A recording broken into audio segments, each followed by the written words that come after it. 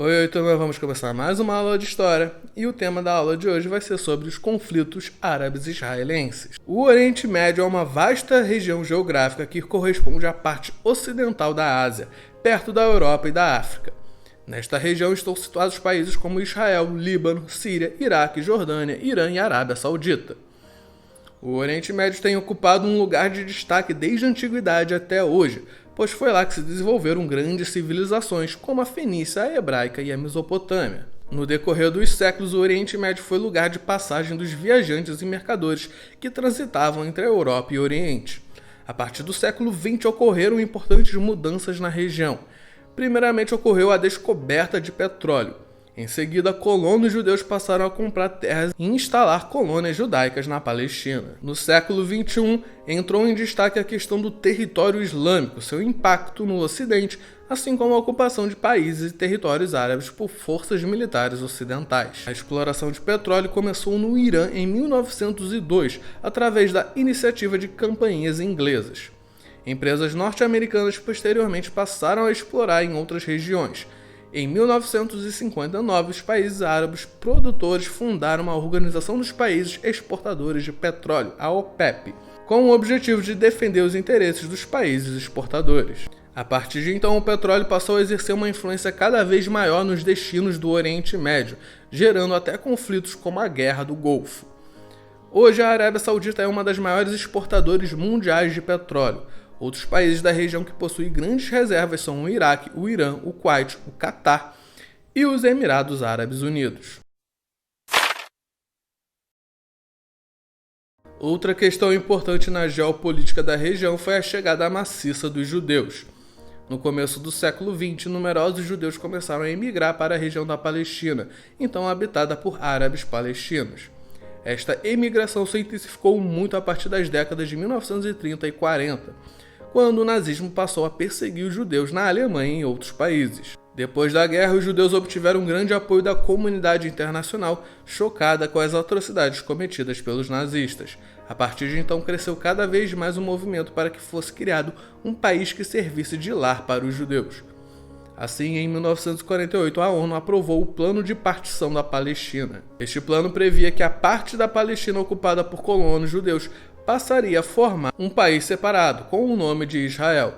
A decisão não foi pacífica e seguiu-se uma guerra entre judeus e palestinos, com vitória dos judeus e posterior expulsão dos palestinos. Com a criação de Israel, muitos palestinos ficaram sem pátria. O conflito entre judeus e árabes, especialmente os palestinos, tornou-se permanente. De 1948 até o início do século XXI ocorreram 4 guerras, todas favoráveis a Israel. A segunda, chamada Guerra de Suez, ocorreu em 1956, quando Israel invadiu o Egito. Foi obrigado a se retirar diante da pressão internacional. Em 1967, Egito, Síria e Jordânia estavam prontos para atacar Israel, porém o exército israelense atacou primeiro, derrotando-os em 6 dias. Por isso o conflito ficou conhecido como a Guerra dos 6 Dias. Mesmo derrotados, Egito e Síria prepararam um poderoso exército que atacou de surpresa em 1973, na festa judaica do Yom Kippur.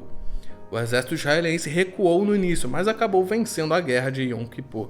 O impasse permanece até hoje. Os conflitos entre árabes e israelenses têm levado à morte de milhares de pessoas e ainda provocam forte reação por parte da comunidade internacional a favor de um ou de outro. Os primeiros acordos visando uma tentativa de paz foram feitos entre Egito e Israel.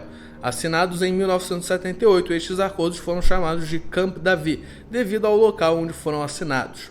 Alguns grupos árabes não aceitaram o posicionamento do Egito em favor da paz. Assim, em retaliação, o presidente egípcio que patrocinou o acordo foi assassinado em 1981. Nos territórios palestinos ocupados por Israel, a população manifestava sua revolta atacando soldados israelenses. A partir de 1987, jovens palestinos lançaram pedras nos israelenses, um movimento que ficou conhecido como Intifada. Em 1993, Yasser Arafat, um representante palestino e presidente da Organização pela Libertação da Palestina, se reuniu com um governante israelense. Israel, por sua vez, foi representado pelo primeiro-ministro Yitzhak Rabin. O acordo previa, entre outras questões, a devolução da faixa de Gaza para os palestinos. No final da década de 1970, o Irã passou por uma revolução.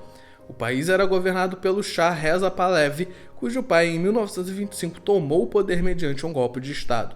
O Shah, com poderes absolutos, queria modernizar o país, tornando-o semelhante aos países ocidentais. Tornou-se assim um grande aliado dos Estados Unidos. Isso não foi bem visto pela maioria muçulmana que habitava o país. O Shah não respeitava os costumes muçulmanos, o que gerava insatisfação e protestos por parte da população iraniana. Um dos seus adversários era o Ayatollah Khomeini, que vivia exilado em Paris e fazia discursos inflamados contra o Shah. Em 1979, uma grande revolta fez com que o Shah e sua família deixassem o país. Khomeini voltou ao Irã e se tornou o novo governante. Os costumes e leis tradicionais do islamismo, a Sharia, foram impostos novamente. As mulheres voltaram a usar o véu preto que cobre todo o seu corpo e as bebidas alcoólicas foram rigorosamente proibidas. Em agosto de 1990, o Iraque invadiu o Kuwait. O governo do Iraque, na época chefiado por Saddam Hussein, acusou o Kuwait de vender petróleo a preços muito baixos, prejudicando as vendas do petróleo iraquiano. Ao exigir indenização pelo prejuízo com as vendas do petróleo, Saddam não foi atendido. Assim, invadiu e ocupou o território kuwaitiano. O domínio do Kuwait por Hussein fez com que diversos países ocidentais, dentre eles os Estados Unidos, deixassem de receber quantidades significativas de petróleo. A ONU autorizou que um grupo de países encabeçado pelos Estados Unidos agisse militarmente para libertar o Kuwait. Esse ataque ficou conhecido como Guerra do Golfo. Iniciou-se em janeiro de 1991 e durou 6 semanas. No final do conflito, com a derrota do Iraque, o Kuwait foi libertado. A destruição do Iraque foi grande, muitos poços de petróleo foram incendiados, causando grandes prejuízos. No início do século XXI, o mundo voltou novamente o seu olhar para o Oriente Médio. Em 2001, uma série de ataques terroristas nos Estados Unidos derrubou as torres gêmeas do edifício World Trade Center.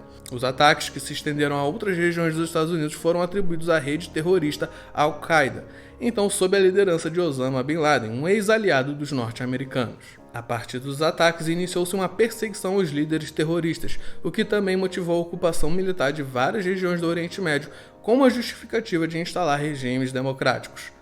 Em 2003, sob comando da Inglaterra e Estados Unidos, o Iraque foi invadido e ocupado. A ocupação pelas forças militares ocidentais não impediram os constantes problemas naquele território, assim como no Afeganistão. Nos últimos anos, Estados Unidos e outros países vêm tentando, sem muito sucesso, manter certa distância dos problemas no Oriente Médio. Um dos mais preocupantes atualmente é a criação de armas nucleares no Irã. Então é isso, turminha. Terminamos a aula de hoje. Tchau, tchau e lavem as mãos.